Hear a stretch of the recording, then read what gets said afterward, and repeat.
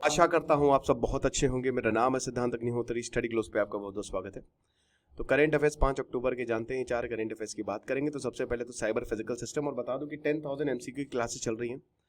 Avail करिए course का, आपको बहुत ज्यादा फायदा होगा। तो भाई क्या है ये साइबर फिजिकल सिस्टम? बहुत जबरदस्त है। Cyber physical system technologies basically Bharat ने इसमें महारत हासिल की है। ओके, तो भारत का पहला कमर्शियल सिस्टम ऑन चिप, ताकि इंटरनेट ऑफ थिंग्स को सिक्योर किया जा सके, पहला डिजिटल एंटोमोलॉजिस्ट। क्या बात है, वाह।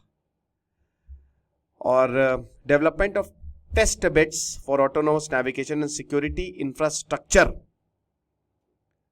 ये दिखने को हमको मिला है। ठीक है, तो बेसिकली अब इतने भारी भरकम शब्द तो मैंने आपको भेज दिए, फेंक दिया आपके ऊपर। अब आप बोलेंगे सर ई काबा। इंटरनेट ऑफ थिंग्स होती हैं जैसे एलेक्सा एसी ऑन कर दो, वैसे तो नहीं, लेकिन ऐसे बहुत सारे रिमोट कंट्रोल आते हैं ना, तो हो जाते हैं जो चीजें इंटरनेट से चल रही हैं। थिंग्स ऑफ इंटरनेट अलग चीज है, लेकिन इंटरनेट ऑफ थिंग्स ये चीजें होती हैं, राइट। तो ये अचीवमेंट हुआ है भाई। अगर आप इन चीजों को देखो तो मतलब एक तरीके का पहला डिजिटल एंटोमोलॉजिस्ट जो है, मतलब ये तो मतलब क्या इसमें भी जो वो क्या कहते हैं कि वो डॉक्टर्स इसमें भी होंगे क्या? आपको पता है ना कि जैसे अरे यार, एंटोमोलॉजी वो ब्रांच ऑफ साइंस है जो इंसेक्ट्स को स्टडी करती है। तो अब ये डिजिटल एंटोमोलॉजी, अभी तो इंसान करते थे, तो अब इंटरनेट करेगा। बहुत बढ़िया यार, वेरी गुड। तो ऐसे ही है। तो ये जो अचीवमेंट है, ये government of India, department of science and technology, national mission on interdisciplinary cyber physical system, इसने की है। 2018 में प्रधानमंत्री मोदी जी ने इसको लॉन्च किया था। NMICPS 3,500 करोड़ का बजट है, और एक तरीके से फिजिकल वर्ल्ड और कंप्यूटेशनल सिस्टम इसको खत्म कर देंगे, है ना। एकदम आगे आपको लगेगा कि वाह, मैं हूं ही नहीं, मैं तो एक टेक्नोलॉजी हूं।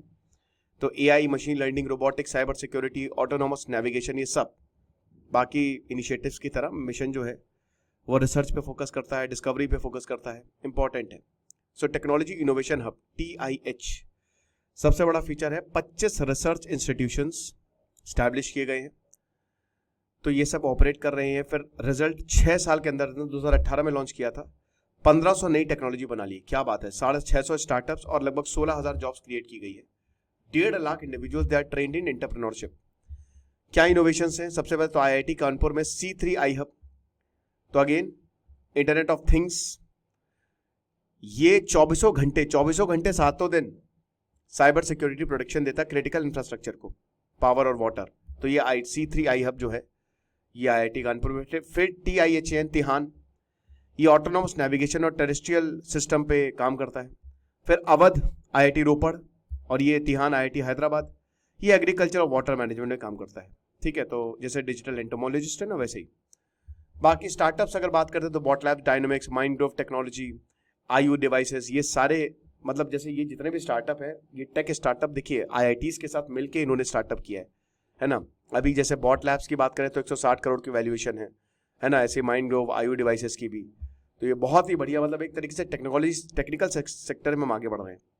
अगला क्या भाई, जाहिर सी बात है कि सेल्फ फंडिंग करें, कमर्शियलाइजेशन। ये तो फंडिंग क्या होती है, आपको मैंने पैसे दिए, उसके बाद आप प्रोडक्ट बेच के खुद कमाओ ना, तो सेल्फ फंडिंग होती है। तो वही है कि सेल्फ सफिशिएंसी कैसे आएगी, जब इन टेक्नोलॉजी को कमर्शियलाइज कर देंगे, बाजार में उतार दो, आप खरीदो और आप पैसे दो, है ना।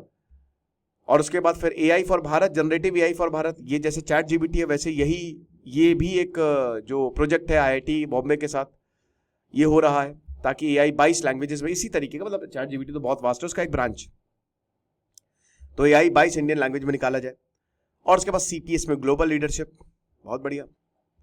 Gandhi for the world, Gandhi Jayanti, Mahatma Gandhi के आइडियाज पूरी दुनिया में कमाल कर रहे हैं। 2 अक्टूबर को गांधी जयंती थी, लाल बहादुर शास्त्री जयंती थी।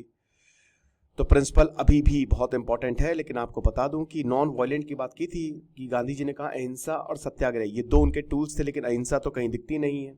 ऐसे बता दो कि दुनिया भर में रेवोल्यूशन गांधीयन प्रिंसिपल पे आए, बट अब गांधी जी को कम, गोडसे को ज्यादा लोग आइडियलाइज करते हैं। मैं लोगों की समझदारी का पता ऐसे ही लगाता हूँ कि आप गांधी को फॉलो करते हैं कि गोडसे को, ठीक है, उससे पता चल जाता है इंसान कितना समझदार है। तो बहुत ही इंपॉर्टेंट है, क्योंकि इन्वायरमेंट ये एक ऐसा टर्म है जो गांधी के एरा में यूज नहीं, क्योंकि उस समय जरूरत ही नहीं थी। तो समय समय पर फिलॉसफी बदलती है। तो वही, लेकिन हर किसी के लिए उनकी नीड के लिए बहुत है, बट ग्रीड के लिए इनफ नहीं है। बहुत इंपॉर्टेंट कोट है बेटा, अगर इस कोट को समझ के जिंदगी संवर गई तुम्हारी। ये वही बात है कि यार 10 लाख की लॉटरी लग गई, शिट मैन, अरे 10 लाख की लॉटरी लग गई तुम्हारी, हाँ यार 10 लाख की लॉटरी लग गई, तो दुखी काहे हो? अरे यार लॉटरी 20 लाख की थी। अरे ससुर के नाती, वही चीज है, हाईएस्ट अमाउंट 20 लाख का था। तो गांधी जी फोकस करते थे मिनिमलिज्म पे, कम से कम मत रखो, लेकिन जितना है उतने में खुश रहो, क्योंकि ऐसे तो nothing is enough, the world is not enough, यही हिसाब किताब है।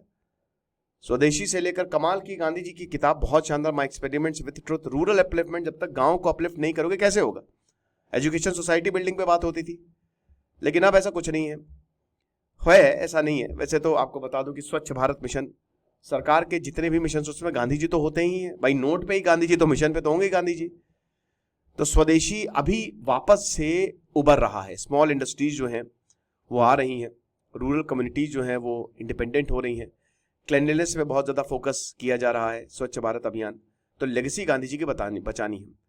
फूड सेफ्टी लॉज इन स्टेट्स बहुत ही ज़्यादा इंपॉर्टेंट है, क्योंकि अभी उत्तर प्रदेश ने और हिमाचल प्रदेश ने फूड एस्टैब्लिशमेंट ऑपरेटर से बोला कि इंफॉर्मेशन लगाओ। अब ये देखिए मैं क्या ही बोलूं, कि तो डिस्कशंस की बात की गई है। एक्चुअली क्या है कि FSSAI है ना, ये फूड अथॉरिटी है जो रेगुलेट करती है। तो ये टोटल 12 प्रिंसिपल्स हैं, आप देख लीजिए आराम से कि क्लीन रखिए, वाटर जो है उसको भी क्लीन रखिए, वाटर प्रूफ बैंडेज यूज करिए, कुक जो आप अपना जो खाना बनाते हैं उसको 60 डिग्री सेल्सियस पे ऊपर बनाइए, और जो कोल्ड फूड है उसको 5 डिग्री सेल्सियस पे वो कम रखिए। साथ ही साथ वेज और नॉन वेज फूड को अगर आप स्टोर कर रहे हैं तो सेपरेट कंटेनर्स में करिए, राइट। तो ये सारी चीजें जो है बताई गई हैं। उत्तर प्रदेश ने कहा, यूपी सरकार ने बोला है कि देखिए जो यहाँ पे जैसे कोई भी अगर खाना बेच रहा है तो वो कौन है, उसका नाम क्या है, प्रोपराइटर, मैनेजर, वो सब जो है कस्टमर, ताकि कस्टमर के लिए ट्रांसपेरेंसी है, ये बताएगा। हिमाचल प्रदेश ने भी यही सेम चीज अनाउंस की है कि ईटरीज और फूड कार्ट्स जो है आपको ऐसे ही डिस्प्ले करना है, आपको आप कौन है, कहाँ से आए, सब कहाँ से तो नहीं है लेकिन कौन है आप, ठीक है ना। बाद में हालांकि हिमाचल प्रदेश से जैसे मल्लिकार्जुन खड़गे जी, अब हिमाचल प्रदेश में आपको पता है कि कांग्रेस की सरकार है, अभी यहाँ पे दूरी बना ली क्योंकि मल्लिकार्जुन खड़गे ने इसके ऊपर आपत्ति जताई थी। तो सुप्रीम कोर्ट ने 22 जुलाई को स्टे लगा दिया है यूपी और उत्तराखंड, क्योंकि कांवड़ यात्रा में ये था कि कांवड़ यात्रा में जितने भी ठेले हैं उनमें बताना पड़ेगा कि आखिरकार आप कौन है, आपका नाम क्या है। तो आप समझ ही सकते हैं कि थोड़ा कम्युनल प्रॉब्लम्स हो सकती थी। तो जितने भी फूड बिजनेस हैं उनको रजिस्टर करना पड़ेगा ताकि वो लाइसेंस ले सके food safety and standard authority of India से, FSSAI, ताकि फूड सेफ्टी और क्वालिटी जो है वो बढ़िया रहे। स्मॉल फूड बिजनेस जो है जैसे वेंडर्स, हॉकर्स, उनको रजिस्टर करना पड़ेगा, सर्टिफिकेट और फोटो ID फिर उनको दी जाएगी, ये आपको लटका के घूमना पड़ेगा। अगर आप कंप्लायंस नहीं कर रहे हैं तो 6 महीने की जेल और 5 लाख तक का फाइन, और लाइसेंस भी आपको डिस्प्ले जो है, जो बड़े बिजनेस है उसको आपको दिखाना पड़ेगा। वो होता है ना कि जब आप जाते हो तो एक पूरा फ्रेम करा के लाइसेंस या जो भी उनको अवार्ड मिले हैं। बाकी रूल मेकिंग अथॉरिटी, तो सेक्शन 94 ऑफ द FSSAI, ये स्टेट गवर्नमेंट को पूरी ताकत देती है कि आप अपने हिसाब से रूल्स बना सकते हो, हमसे कंसल्ट कर लीजिएगा बस एक बार। बाकी अप्रूवल जो है वो आपको मिल जाएगा। वॉयलेट करते हो तो वही है कि आपको 14 दिन का नोटिस दिया जाएगा कि इंप्रूव कर लीजिए, वरना फिर हम आएंगे और आपके कैंसिल कर देंगे लाइसेंस को, 2 लाख की पेनाल्टी और जेल भी हो सकती है। तो वही है कि लीगल चैलेंजेस अब यूपी एंड उत्तराखंड में भाई सुप्रीम कोर्ट ने स्टे लगा दिया, क्योंकि डिस्क्रिमिनेशन है ये भाई, अब रिलीजन के बेसिस पे ये हो रहा है, कास्ट के बेसिस पे हो रहा है। अब यूपी सरकार ने कहा कि नहीं नहीं, ये तो हेल्थ की वजह से हम कर रहे हैं, ठीक है। तो यही बात है। क्लासिकल लैंग्वेजेस की बात करते हैं, बहुत इंपॉर्टेंट है, प्रीलिम्स में क्वेश्चन पूछा जाएगा। तो सरकार ने कंसेप्ट ऑफ क्लासिकल लैंग्वेज 12 अक्टूबर 2004 को इंट्रोड्यूस किया। तो तमिल पहली थी क्लासिकल लैंग्वेज जो रिकॉग्नाइज हुई थी। क्राइटेरिया क्या है कि 2000 साल पहले भी जो लैंग्वेज है, जो जिस चीज में वो लिखी हो, मान लीजिए 2000 साल पहले का कोई टेक्स्ट है या 1000 साल पहले का, तो उस लैंग्वेज में लिखा होना चाहिए, ठीक है ना। तो 1000 साल तो हो कम से कम, और लिटरेचर जो हो वो भी बहुत ही वैल्यूड और उसी लैंग्वेज में हो। बाकी जो लिटरली ट्रेडिशन है वो किसी और लैंग्वेज से बोरोड ना हो, मतलब वो ओरिजिनल हो। ऐसा नहीं है कि आपने, जैसे बहुत सारी इंडियन लैंग्वेज है तो आप देखेंगे तो बाहर की लैंग्वेज से सिमिलैरिटी है, तो ऐसा नहीं होना चाहिए, आपकी खुद की लैंग्वेज होनी चाहिए। तो वही क्लासिकल लैंग्वेज है। तो इसमें 1500 से 2000 साल पुराना हो, ठीक है, वैल्यूएबल हेरिटेज हो, ओरिजिनलिटी मेंटेन हो, और डिसकंटिन्यूटी जो है वो ना हो, कंटिन्यूटी एक मेंटेन हो, राइट। तो तमिल, संस्कृत, तेलुगु, कन्नड़, उड़िया और मलयालम, ये अभी टोटल 6 क्लासिकल लैंग्वेज है, इनको आप अगर आप समझ लेते ना बहुत बढ़िया। तमिल, तेलुगु, कन्नड़ और मलयालम को तो सीखिए जरूर, मेरा आपको ये सुझाव रहेगा, ठीक है, ये चीज है। तो 2013 में महाराष्ट्र सरकार ने यही बोला कि क्लासिकल लैंग्वेज स्टेटस आप मराठी को भी दीजिए, जो कि लिंग्विस्टिक एक्सपर्ट कमेटी के पास गया, जिसमें पॉजिटिव रिकमेंडेशन आए। अब मराठी स्टेटस जो है 2017 में, क्योंकि हर भाषा, हर देश, हर राज्य ये चाह रहा है कि हमारी लैंग्वेज को क्लासिकल लैंग्वेज का स्टेटस मिले, क्योंकि फिर वो अलग ही लेवल पे चला जाएगा, है ना, लोगों की मांग बढ़ेगी, नए नए सब्जेक्ट्स आएंगे, तो लैंग्वेज को बढ़ावा देगा। तो अब वही है, तो थोड़ा सा भी मिनिस्ट्री ऑफ होम अफेयर्स ने बोला कि क्राइटेरिया थोड़े से और स्ट्रिंजेंट होने चाहिए, और बिहार, असम, वेस्ट बंगाल, हर किसी ने यही बोला है कि आप हमारी लैंग्वेज को जो है वो प्लीज आप मतलब इतना तो आप हमारे लिए करिए। तो अब वही है कि इसमें क्लासिकल लैंग्वेज को प्रमोट करने के लिए 3 सेंट्रल यूनिवर्सिटी संस्कृत के प्रमोशन के लिए स्टैब्लिश की जाएंगी। Central institute of classical Tamil for research and translation ये क्रिएट किया जाएगा। कन्नड़, तेलुगु, मलयालम, उड़िया, इन सब के लिए भी सेंटर ऑफ एक्सीलेंस जो है वो बनाया जाएगा। बाकी रिसर्च भी होगी इसमें, कि एकेडमिक और रिसर्च सेक्टर्स भी आएंगे इसमें। Document preservation, digitisation of text होगा, आर्काइव किया जाएगा। तो अभी पाली, अभी जो प्राइमरी स्टेट्स है पाली, प्राकृत, बिहार, उत्तर प्रदेश, मध्य प्रदेश में ये स्टेट्स बोल रहे हैं कि इसको आप क्लासिकल लैंग्वेज का दर्जा दीजिए, मराठी, बंगाली, आसामीज, ठीक है। तो बढ़िया है, ये लेक्चर था। बाकी आप 10,000 MCQ को जरूर आप अवेल करें। Thank you so much.